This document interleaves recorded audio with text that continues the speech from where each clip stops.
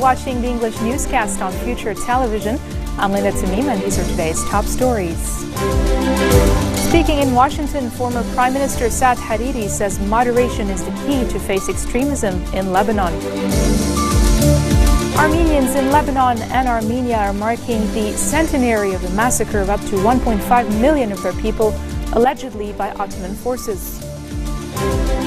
And former head of Syrian military intelligence in Lebanon, Rustam Ghazali, passes away. Former Prime Minister Saad Hariri says moderation is the key to face extremism in Lebanon and elsewhere in the world. Hariri was addressing Future Movement officials in Washington, D.C. ahead of a scheduled meeting with U.S. Vice President Joe Biden.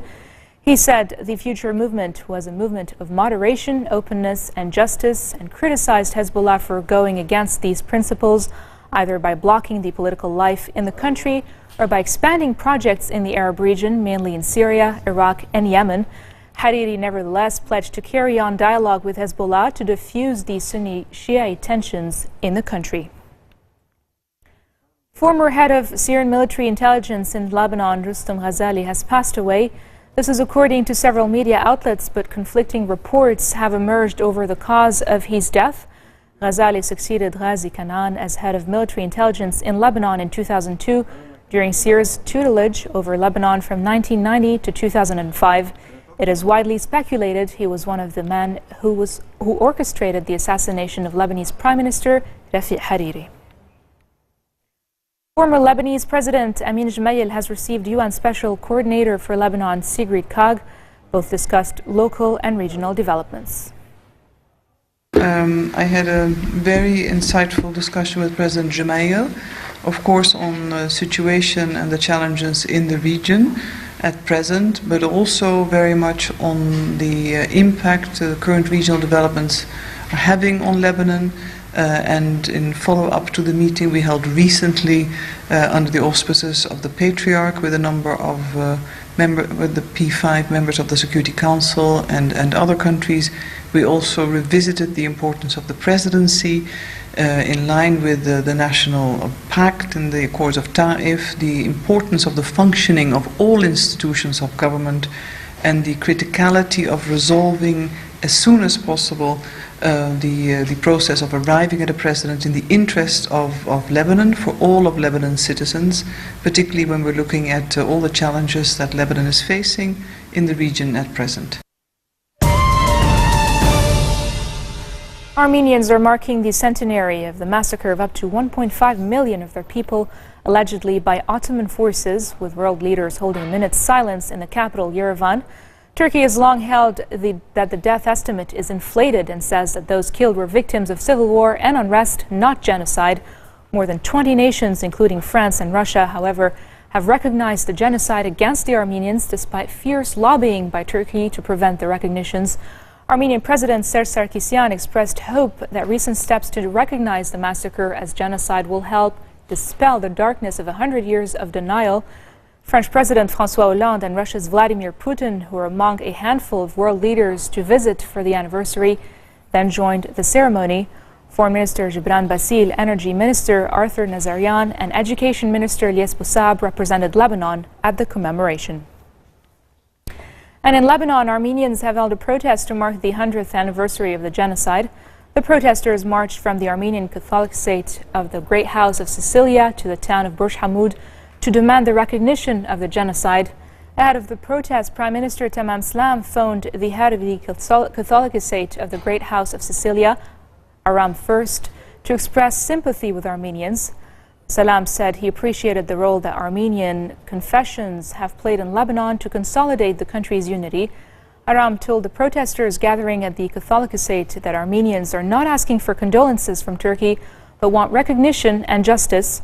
He urged the Arab world to support the Armenian people for the sake of justice and asked the young generation to continue the fight until justice is achieved. And for the 7th year in a row, U.S. President Barack Obama has broken his promise to use the word genocide to describe the atrocity. On the 2008 campaign trail, Obama promised to use the word genocide to describe the 1915 massacre by Turks of Armenians, a pledge he made when seeking Armenian American votes. Back then, he held up his willingness to call it a genocide as an example of why he was the kind of truth-telling candidate the nation needed. Now, as was the case with Bush, Obama regards Turkey, the only Muslim-majority country in NATO, as a more crucial ally than Armenia. Turkey has the second largest military in NATO and is a crucial ally when it comes to Syria, ISIS, Iran, and other Middle East issues.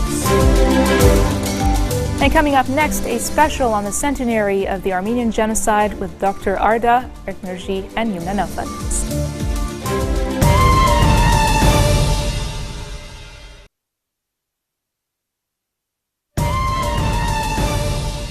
Welcome back. On to you, Yumna.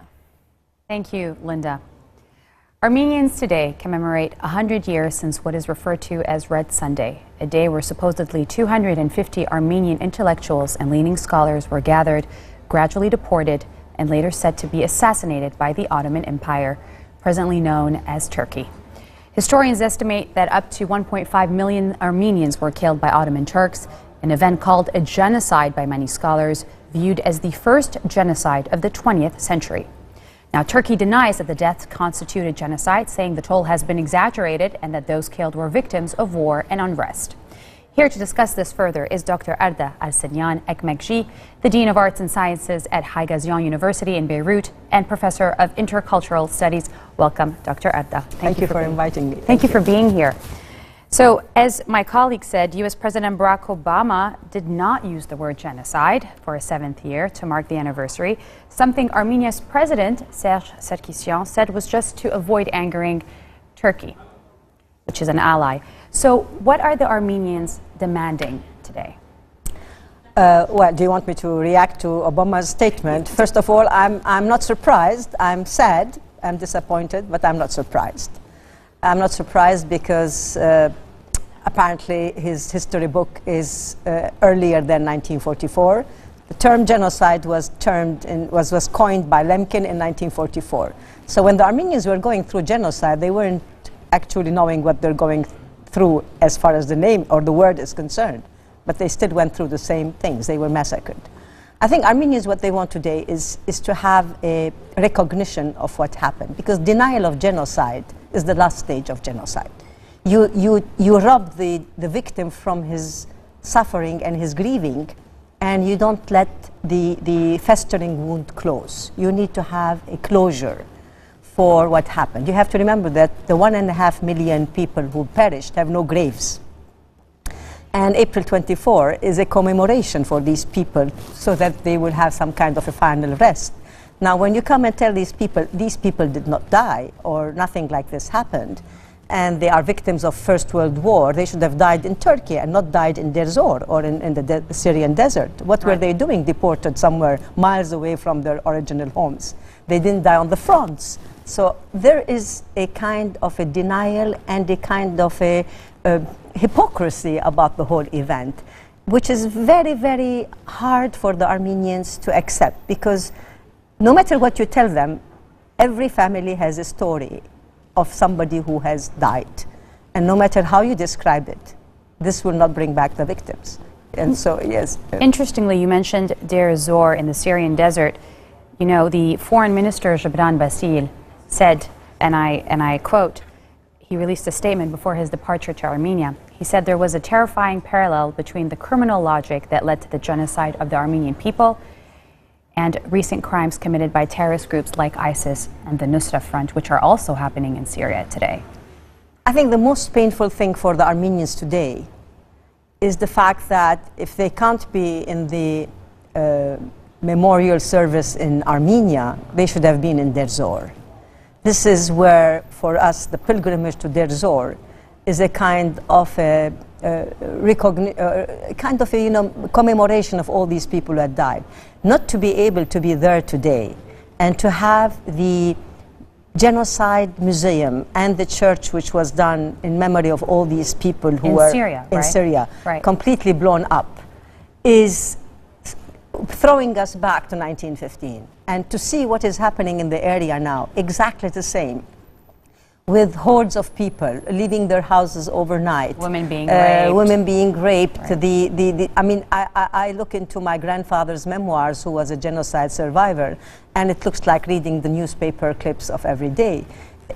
If after 100 years we're going to repeat the same things, then reason is more important to call this genocide and have people deal with it. You know, in 1939, when Hitler occupied Poland, he said, who remembers the Armenians today? I can get away with it. And if people can get away with holocausts and massacres, then this is an open invitation.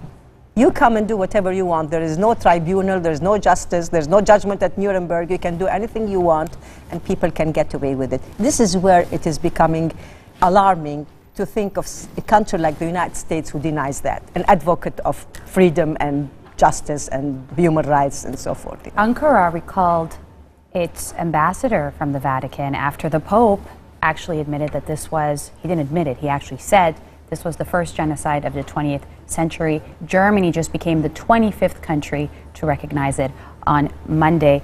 Do you think as time goes on and more countries recognize it, do you think that the Armenian lobby is doing a good job in really trying to remind people that this is there and it's getting stronger and stronger? I think, you know, for the international community who refuses to acknowledge it, it's a race against time now.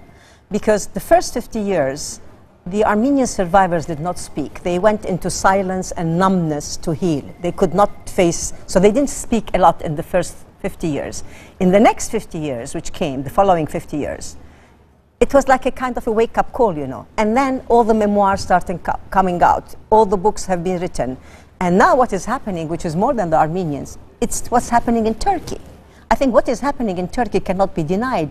Every other Turk who has Armenian origins now is openly declaring it. They're just writing. Fathiye Çetin writes about her grandmother. She says, my grandmother was a Turk. The other one writes about what's happening in Diyarbakir. The third one writes about the Kurds who had, adopted Armenian children. So I think Turkey is going to face a bigger problem than the Armenians. It's going to face its own people.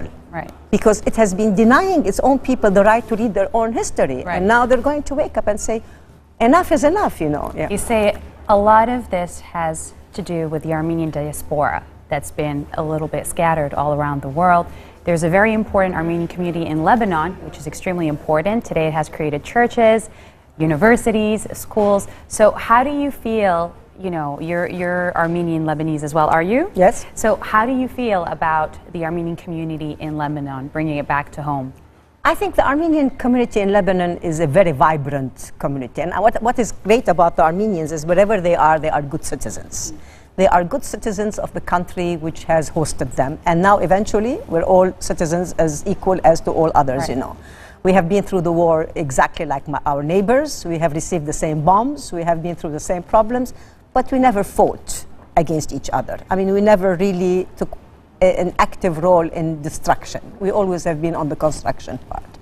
I think that the Armenians in Lebanon have a lot of common things with the Lebanese non-Armenians, in the sense that we have faced the same tragedies, but what we need to do is to be able to reconcile with our past so that we can go on with our future.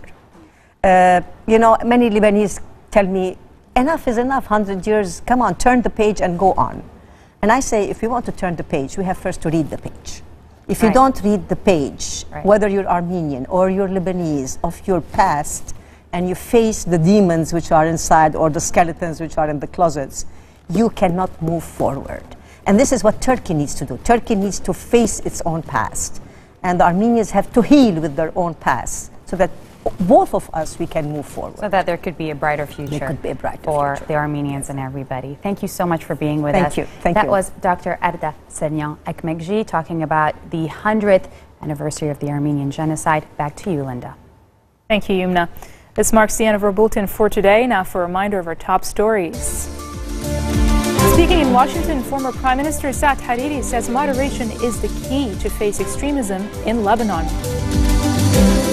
Armenians in Lebanon and Armenia are marking the centenary of March massacre of up to 1.5 million of their people, allegedly by Ottoman forces. And former head of Syrian military intelligence in Lebanon, Rustam Ghazali, passes away. Those are your Friday headlines from us here at Future Television. Yumna Naufal and myself wish you all a very pleasant weekend.